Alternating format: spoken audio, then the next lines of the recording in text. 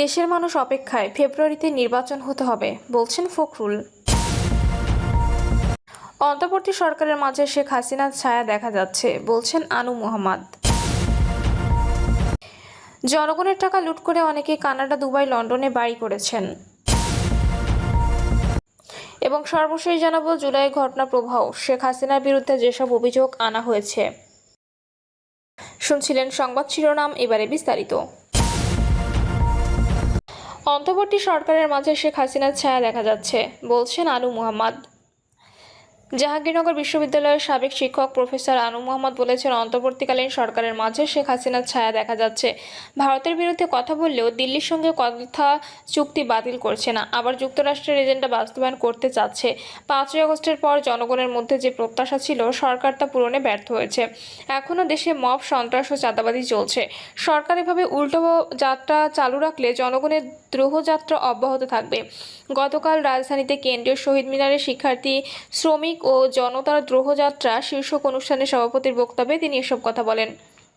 জনবিধিবদ্ধ সতর্কীকরণ জুলাই বিক্রির জন্য নহে, এই প্রতিবাদকে ধারণ করে ব্যতিক্রমী এ আয়োজনে বিভিন্ন স্লোগান সম্বলিত ব্যানার ফেস্টুন নিয়ে অংশগ্রহণ করেন বিপুল সংখ্যক নারী পুরুষ। অনুষ্ঠান উদ্বোধন করেন যাত্রাবাড়ির শহীদ সিরাজের আব্বা আব্দুর রউফ। আনু মোহাম্মদ বলেন, দেশের মানুষের প্রতি বিভাজন ও বৈষম্য সৃষ্টির কারণে শেখ হাসিনার পতন অবশ্যম্ভাবী ছিল। তার বিরুদ্ধে দেশে নির্যাতিত ও নিপীড়ন মানুষ জীবন বাজি রেখে মাঠে নেমে এসেছিল। এমন বিজয় আমরা বহুবার পেয়েছি, কিন্তু বিশ্বাসঘাতকতার কারণে বারবার বিজয় ধরে রাখা যাচ্ছে না। তিনি বলেন, কোনো অসঙ্গত নিয়ে কথা বললে সরকারের পক্ষ থেকে বলা হয় রাতারাতি সবকিছু পরিবর্তন করা সম্ভব নয়, আমরা তা জানি। তবে আমরা একটি পরিবর্তনের সূচনা দেখতে চেয়েছিলাম, কিন্তু সরকার সবকিছু আগের মতোই চালাচ্ছে। পাহাড় ও সমতলে মানুষ সমানভাবে আক্রান্ত হয়েছে। 24-এর আন্দোলনে হয়েছিল কাজেই বৈষম্য দূর করতে, অথচ এ সরকারের সময়ে একইভাবে প্রতিবাদী মানুষের ওপর হামলা চালানো হচ্ছে, আন্দোলনকারীদের ওপর গুলি চালানো হচ্ছে, মব সন্ত্রাস চলছে। সরকারের কেউ কেউ মব সন্ত্রাসের পক্ষে সাফাই গাইছে। আনু মোহাম্মদ অভিযোগ করেন, চট্টগ্রাম বন্দর নিয়ে শেখ হাসিনার নেওয়া প্রকল্প বাস্তবায়ন করার চেষ্টা চলছে অন্তর্বর্তীকালীন সরকার। তিনি প্রশ্ন রাখেন, মার্কিন স্বার্থ কেন সরকার বাস্তবায়ন করতে চায়? এই সরকার সবসময় ভারতের আধিপত্যের বিরোধী কথা বললেও বিগত সরকারের সময় ভারতের সঙ্গে করা চুক্তিগুলো প্রকাশ করছে না।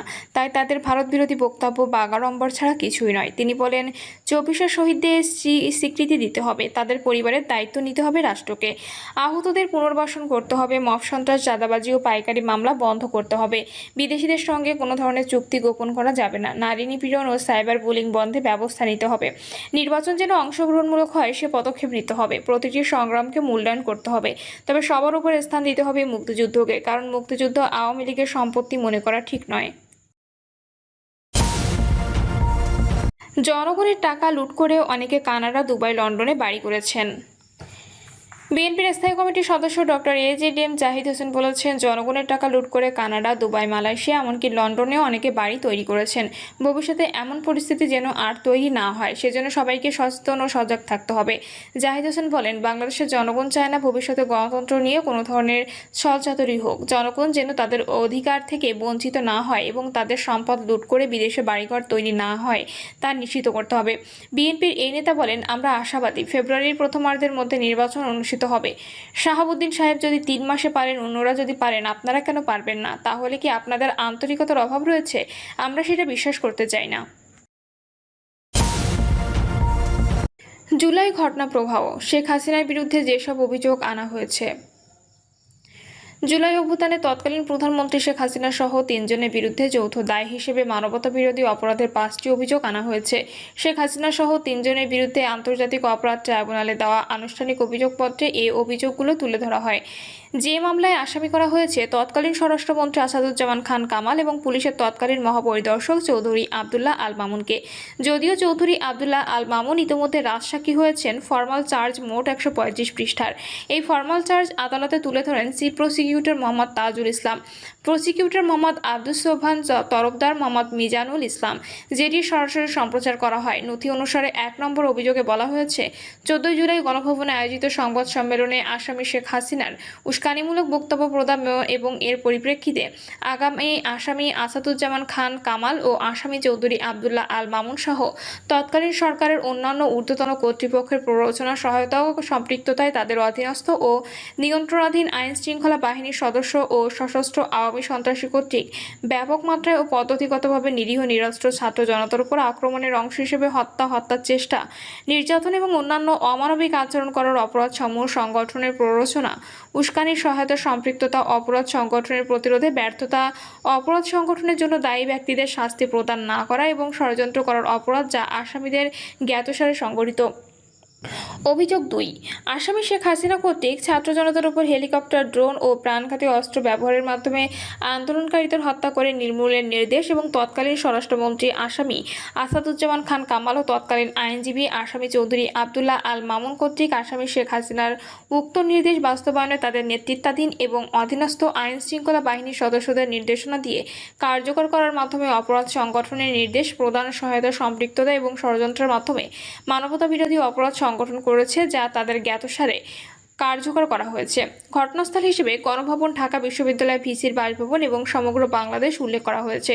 ঘটনার তারিখ ও সময় সম্পর্কে বলা হয়েছে, জুলাই বিপ্লব চলাকালীন, বিশেষত 14 জুলাই সংবাদ সম্মেলন থেকে 5 আগস্ট পর্যন্ত আসামি শেখ হাসিনার উস্কানিমূলক বক্তব্য এবং মারণাস্ত্র ব্যবহার করে আন্দোলনরত ছাত্র জনতাকে হত্যার নির্দেশনার প্রেক্ষিতে আসামি আসাদুজ্জামান খান কামাল ও আসামি চৌধুরী আবদুল্লাহ আল মামুন সহ তৎকালীন সরকারের অন্যান্য ঊর্ধ্বতন কর্তৃপক্ষের প্ররোচনা, সহায়তা ও সম্পৃক্ততায় তাদের অধীনস্থ ও নিয়ন্ত্রণাধীন আইন শৃঙ্খলা বাহিনীর সদস্য, সশস্ত্র আওয়ামী সন্ত্রাসী কর্তৃক ব্যাপক মাত্রায় ও পদ্ধতিগতভাবে নিরীহ নিরস্ত্র ছাত্র জনতার উপর আক্রমণের অংশ হিসেবে 16 জুলাই রংপুরে বেগম রোকেয়া বিশ্ববিদ্যালয়ের সামনে আগ্নেয়াস্ত্র দিয়ে স্বল্প দূরত্ব থেকে সরাসরি নিরীহ নিরস্ত্র আন্দোলনকারী ছাত্র আবু সাঈদের বুক লক্ষ্য করে বিনা উস্কানিতে একাধিক গুলি চালিয়ে তাকে নির্মমভাবে হত্যা করার মাধ্যমে উল্লেখিত আসামিদের জ্ঞাতসারে এবং তাদের কর্তৃক অপরাধ সংগঠনের নির্দেশ, প্ররোচনার, উস্কানি, সহায়তার, সম্পৃক্ততা, ষড়যন্ত্র ও অন্যান্য অমানবিক আচরণ করার মাধ্যমে মানবতাবিরোধী অপরাধ সংগঠন।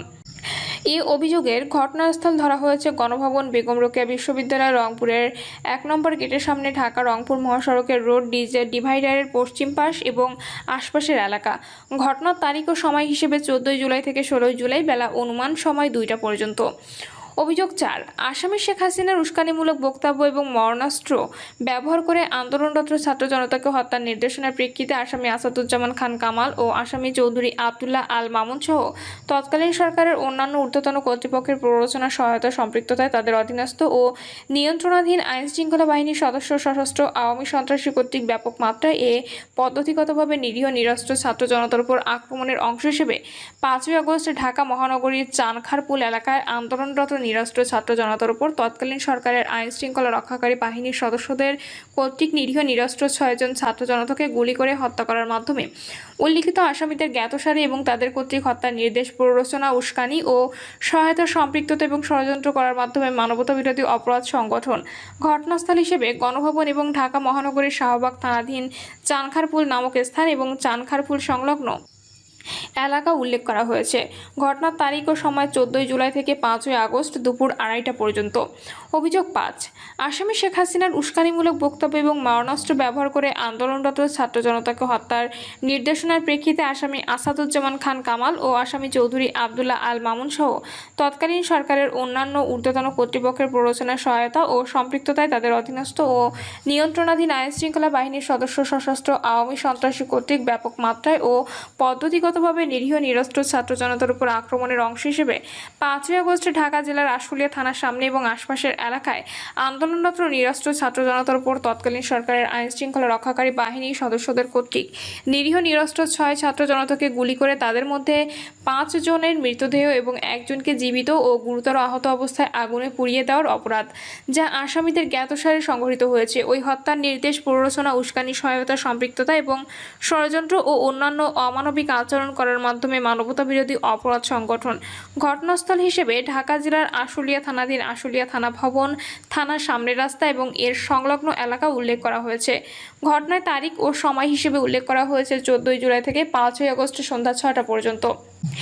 এসব অভিযোগের প্রথম তদন্ত কর্মকর্তা ছিলেন তদন্ত সংস্থার উপপরিচালক মোহাম্মদ জানে আলম খান, পরে তদন্ত করেন উপপরিচালক মোহাম্মদ আলমগীর।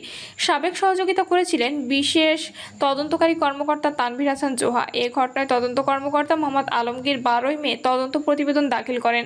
পরবর্তীতে 31 মে সম্পূরক অভিযোগ দেওয়া হয়। 1 জুন আনুষ্ঠানিক অভিযোগ উপস্থাপন করা হয়।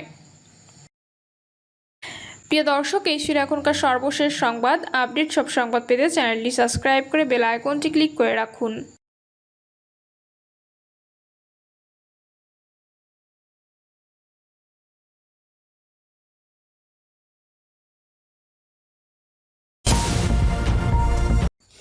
দেশের মানুষ অপেক্ষায়, ফেব্রুয়ারিতে নির্বাচন হতে হবে বলছেন ফখরুল।